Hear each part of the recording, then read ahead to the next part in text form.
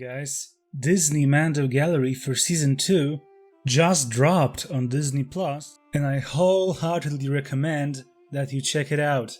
This time around, it is a 1-hour-long special that focuses on all 8 episodes of the season, unlike was the case with the first season of the Mando Gallery that had weekly episodes focusing on different creative departments, such as directing, writing, costume design, and so forth. In this video, I wanted to share my thoughts on the entire creative process of bringing the character of Ahsoka to live action.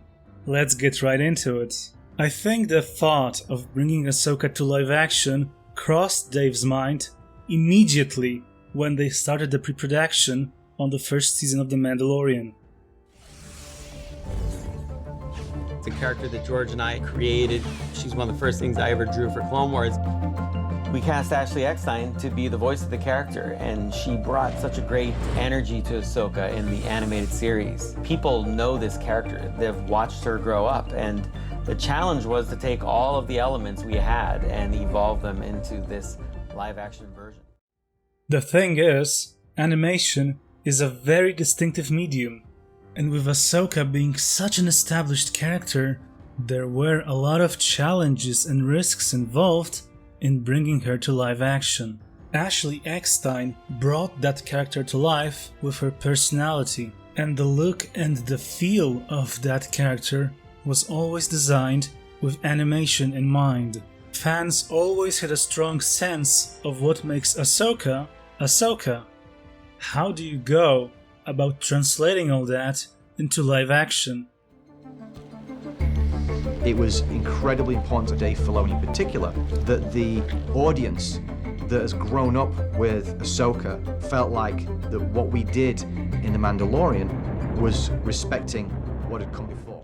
And the thing is, it is such a complex character. She means different things to different people, but all are equally important. Well, story comes first, and if it makes sense for the narrative to have that character, you should try to do it, and that's what they did. I don't like bringing characters in unless there's a real value to it.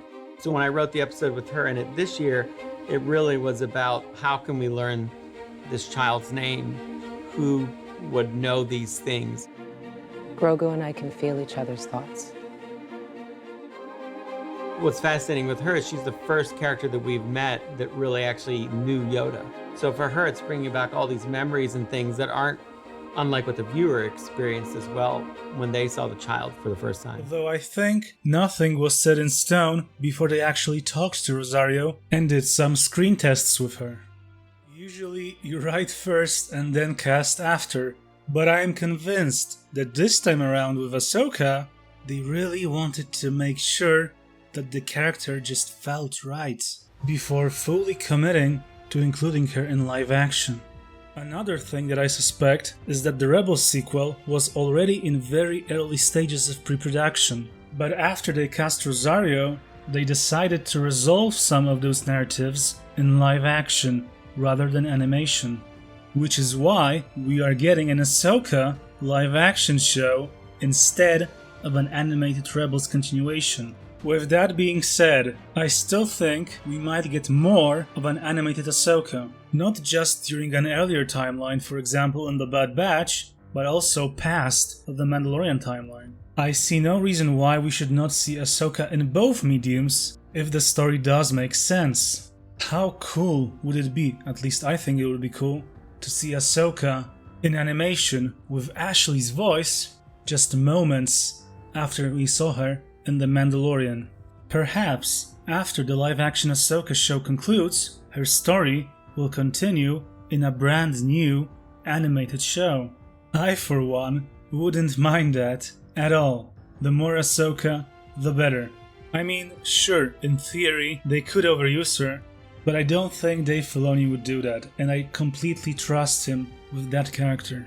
Even though I think Rosario nailed the role of Ahsoka and did an impossible task, I want to see more of Ashley's Ahsoka as well. I guess it wasn't clarified if Ahsoka actually met Grogu at the Jedi Temple before The Mandalorian, or if she learned more about him through their Force connection. In my mind, it would make more sense if they actually met before, at some point, but from what I gathered, we don't know for sure. Might very well be that they are leaving that window open for the future, since they don't really know to what extent they will explore Grogu's story arc. If I am wrong on this, please do correct me in the comments. Many more things are explored in this Mando Gallery episode, delving deep behind the scenes and into the making of the Jedi episode. Filoni was heavily inspired by Akira Kurosawa when directing this episode, and it shows in a lot of the shots. Again, if you are a fan of Ahsoka and The Mandalorian, be sure to check out the full episode, and if you did, I'd love to read what you thought about it, so be sure to leave a comment down below, and may the Force be with you, always.